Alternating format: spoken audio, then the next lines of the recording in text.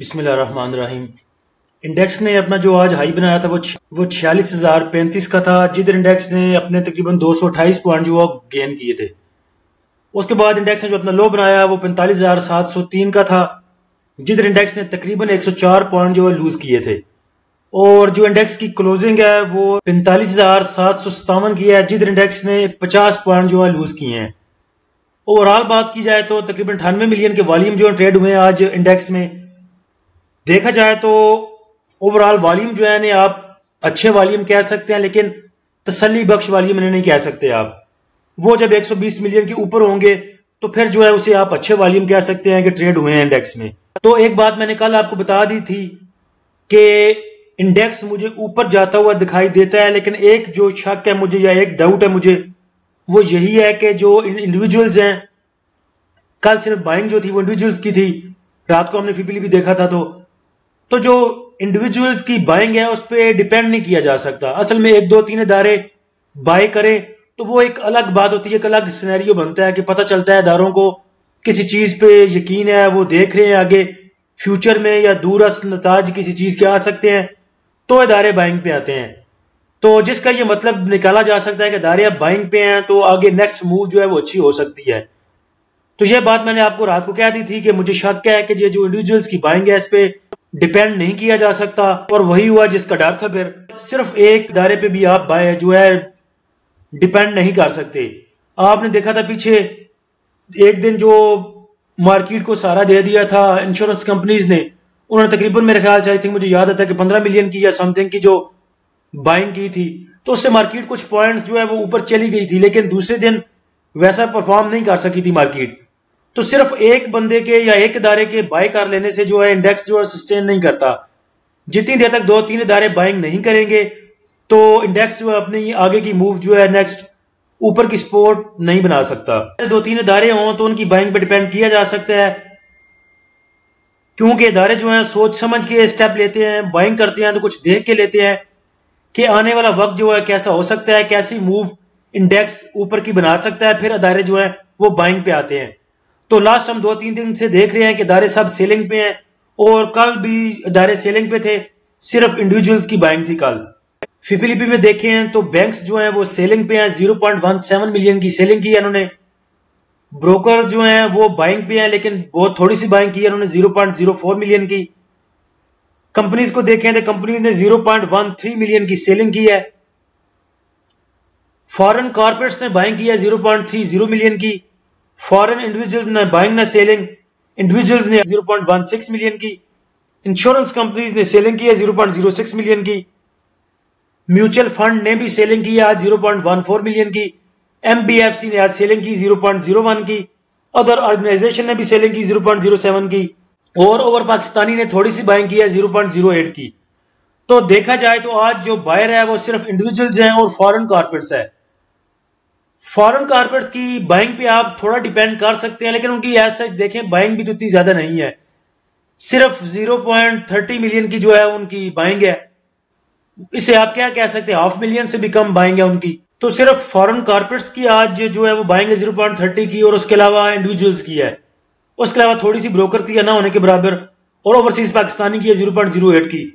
तो कुल मिला के आप बाइंग कह सकते हैं टोटल तकरीबन जो आज बाइंग है वो तकरीबन 0.58 मिलियन की बाइंग है, तकरीबन बस 500 मिलियन की बाइंग है आज बस। तो इस पे आप कितना डिपेंड कर सकते हैं। सेक्टर वाइज देख लेते हैं, मेरे ख्याल से सेक्टर वाइज बेहतर है। पहले हम देख रहे थे 3 4 दिन से इन्वेस्टर टाइप में मेरे ख्याल से कुछ ज्यादा चीजें क्लियर नहीं होती, किस सेक्टर में किस किसने बाइंग की है, तो मेरे ख्याल से वो एक ठीक सिनेरियो बनेगा आगे। ऑल अदर सेक्टर में देखें तो ऑल अदर सेक्टर में फॉरेन इन्वेस्टर जो है उसने बाइंग की है 0.18 मिलियन की। बैंक्स ने बाइंग की है 0.21 मिलियन की। ब्रोकर्स ने जो ना बाइंग ना सेलिंग, कंपनीज ने सेलिंग की है 0.04 की। इंडिविजुअल्स ने सेलिंग की है 0.50 मिलियन की। इंश्योरेंस कंपनी ने 0.01 मिलियन की बाइंग, म्यूचुअल फंड ने 0.12 मिलियन की बाइंग। तो देखा जाए तो ऑल अदर सेक्टर में फॉरेन इन्वेस्टर ने बाइंग की है, उसके बाद बैंक्स ने बाइंग की है और म्यूचुअल फंड ने बाइंग की है। 3 बायर हैं ऑल अदर सेक्टर में आज। उसके बाद सीमेंट की बात करें तो सीमेंट में फॉरेन इन्वेस्टर ने सेलिंग की है 0.21 मिलियन की। बैंक्स ने सेलिंग की है सीमेंट में 0.02 की। ब्रोकर ने बाय किया 0.05 मिलियन का। कंपनीज ने बाय किया 0.22 मिलियन का। कंपनीज वैसे सीमेंट में इंटरेस्टेड है बहुत देर से। इंडिविजुअल्स ने बाय किया 0.15 मिलियन का। इंश्योरेंस कंपनीज ने एंट्री नहीं ली और अदर ऑर्गेनाइजेशन एंट्री नहीं ली। म्यूचुअल फंड ने इसको बेचा है 0.19 का। कमर्शियल बैंक्स की बात करें तो फॉरेन इन्वेस्टर ने इसमें बाइंग की है 0.15 मिलियन की। बैंक्स ने बाइंग की है 0.09 मिलियन की। ब्रोकर ने इसमें बाइंग किया 0.01 की। कंपनीज ने सेलिंग की है 0.06 मिलियन की। इंडिविजुअल्स ने ठीक ठाक बाइंग की है कमर्शियल बैंक्स में 0.36 मिलियन की। इंश्योरेंस कंपनीज ने बाय किया 0.01 मिलियन का कमर्शियल बैंक्स को। म्यूचुअल फंड ने तकरीबन हाफ मिलियन का बेचा है कमर्शियल बैंक्स को और अदर ऑर्गेनाइजेशन ने इसको सेल किया 0.08 का। फर्टिलाइजर में देखें तो foreign investor no entry. Brokers ने इसमें सेल किया 0.04 मिलियन का। कंपनीज ने भी सेम सेल किया 0.04 का। इंडिविजुअल्स ने बाय किया 0.07 का। म्यूचुअल फंड ने इसको बाय किया 0.01 का।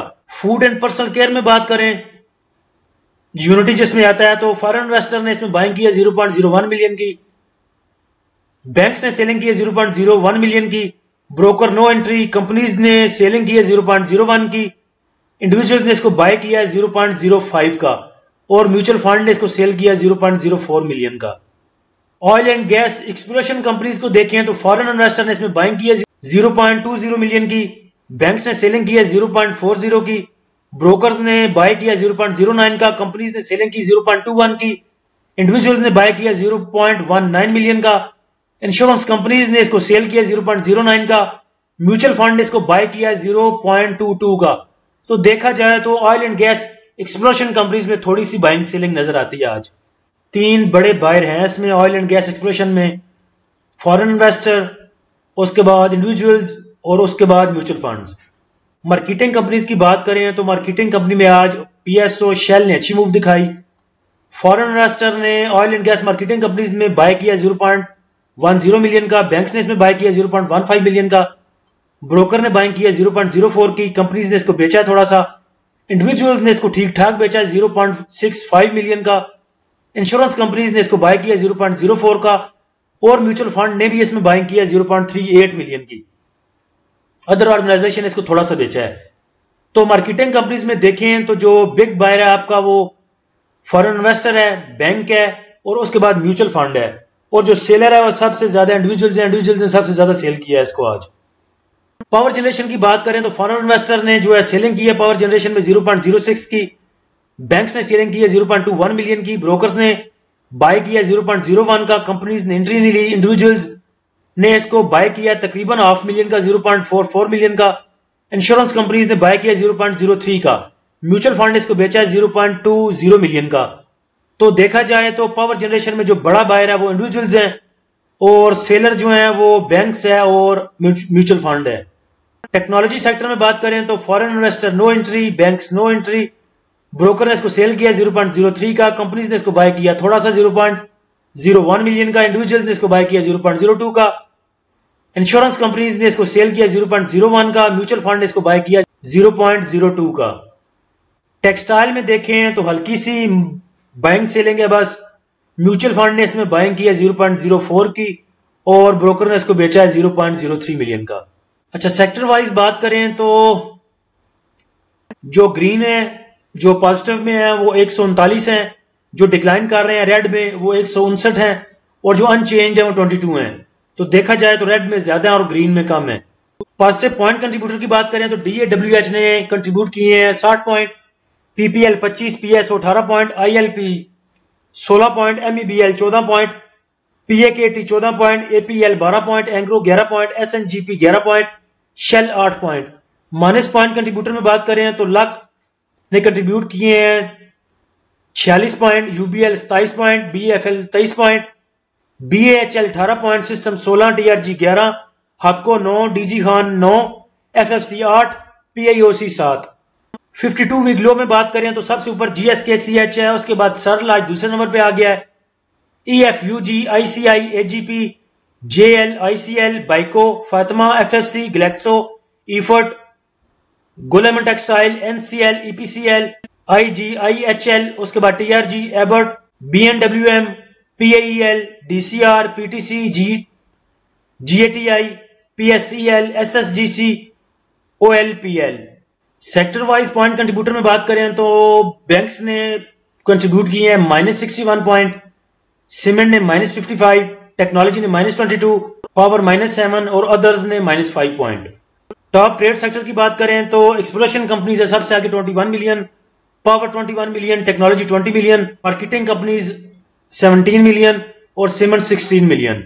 टॉप एक्टिव स्टॉक्स की बात करें तो सबसे ज्यादा जो आज वॉल्यूम ट्रेड हुए हैं पीपीएल में है तकरीबन 13 मिलियन के, उसके बाद WTL है 10 मिलियन के साथ, कैपको में हुए हैं 10 मिलियन, MLCF में हुए हैं 10 मिलियन, OGDC 7 मिलियन, DFML में 7 मिलियन, AGL में 7 मिलियन, SNGP में 6 मिलियन, सिनर्जी में 5 मिलियन और PRL में तकरीबन 4 मिलियन। और कल या परसों मैंने आपको बोला था कि अगर आपके पास कैश है तो कोई मैटर नहीं करता कि मार्केट 50,000 पे मूव कर रही है या 38,000 पे मूव कर रही है, आपके पास कैश है तो आप ट्रेड ले सकते हैं छोटी मोटी। TRG की डे ट्रेड देख लें, TRG की अब डे रेंज देखें 89 से लेकर 92 तक है, तो 3 रुपए का या 2.5 रुपए का ये इधर भी मूव आज दे गया है। उसके बाद सिस्टम को अगर देखें तो इसकी डे रेंज है 427 से लेकर 433 तक, 5 रुपए की मूव, 5 रुपए की मूव ये भी दे गया है। ऐसा ही बिल्कुल PSR में भी मूव थी, शेल में भी मूव थी। तो अगर कैश आपके पास है, कैश इन हैंड रखें तो आराम से आप छोटी मोटी ट्रेड ले सकते हैं। और बाय कॉल जो है मैंने शेयर कर दी थी, वैसे भी अभी वीडियो के लास्ट में दोबारा जो शेयर बाय किए जा सकते हैं मैं दोबारा लगा दूंगा वीडियो के एंड में। तो अगर नेक्स्ट मूव की बात करें तकरीबन 4 सेशन रहते हैं अभी बाकी मॉनिटरी पॉलिसी में। एक जो आपका कल जुमे के बाद 2 छुट्टियां आ जानी है, उसके बाद सोमवार, मंगल और बुध 3 दिन वो हो गए और एक जुमे का सेशन। 4 सेशन के बाद अगली जो जुमेरात है, जुमेरात वाले दिन मॉनिटरी पॉलिसी जो है वो अनाउंस होगी, मीटिंग है उनकी।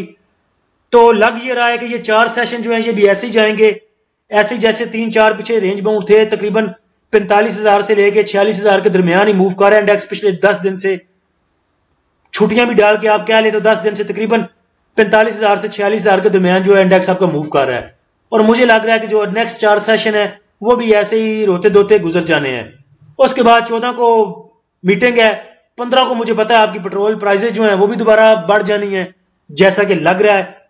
इसके दरमियान में अगर डॉलर प्राइस कम होती है और कोई अच्छी खबर आती है तो शायद कोई इंडेक्स मूव दे जाए अपना, वरना जैसे आप इंडेक्स को देख रहे हैं मुझे तो इंडेक्स ऐसा ही नजर आ रहा है। और जब तक 2-3 इदारे जो है इसमें एंट्री नहीं लेते और बाइंग नहीं करते तब तक सिचुएशन ऐसी रहनी है। हीट मैप देख लें, हीट मैप भी तकरीबन मतंजन ही पकी हुई है हीट मैप की भी। अच्छा है, अगर मॉनिटरी पॉलिसी अनाउंस होती है और 2% या 3% इंटरेस्ट रेट बढ़ता है तो तब क्या होगा? कोई क़यामत नहीं आनी, मार्केट भी इधर ही है, इंडेक्स भी इधर ही है, आप भी इधर ही है और मैं भी इधर हूं और पाकिस्तान भी इधर ही है, इंटरेस्ट रेट भी इधर ही है। पहले इंटरेस्ट रेट बढ़ते नहीं रहे, पहले पेट्रोल प्राइसेस नहीं बढ़ती रही, कुछ भी नहीं होना। क्या होगा? 3-4 दिन मार्केट प्रेशर ले जाएगी, यही होना है ना। उसके बाद क्या होना है? 3-4 दिन वॉल्यूम नहीं आएंगे, पहले कौन सा बड़े मारो मार वॉल्यूम आ रहे हैं। 3-4 दिन इंडेक्स ऊपर नहीं जाएगा, पहले कौन सा छप्पर फाड़ के निकली जा रहा है कहीं पे। पैनिक ना हो, परेशान ना हो, कुछ भी नहीं होना, सब कुछ इधर ही रहेगा। बड़ी बात हुई 2-3-4 दिन जो है इंडेक्स प्रेशर ले लेगा, पहले कौन सा नहीं लेता, इंशाल्लाह उसके बाद सब ठीक हो जाएगा। और अगर मॉनिटरी पॉलिसी जो है ठीक आ जाती है, अगर इंटरेस्ट रेट नहीं बढ़ता तो फिर अगला जुम्मा जो है वो आपका ठीक लग सकता है, उसमें ट्रेडिंग ठीक हो सकती है जैसा कि नजर आ रहा है। बाकी सब चीजें आपके सामने हैं, आप खुद भी जो है वो एनालिसिस कर सकते हैं कि किस तरफ चीजें जा रही हैं और हमारा इंडेक्स किस तरफ जाएगा। बाकी चीजें सब आपके साथ ग्रुप में शेयर होती रहती हैं। अगर कुछ न्यूज आती है या कुछ भी एनालिसिस किसी चीज का करना हो तो फिर इंशाल्लाह ग्रुप में सेंड कर दूंगा। अल्लाह हम सबका हामी नासिर हो। इजाजत दीजिए, अल्लाह हाफिज।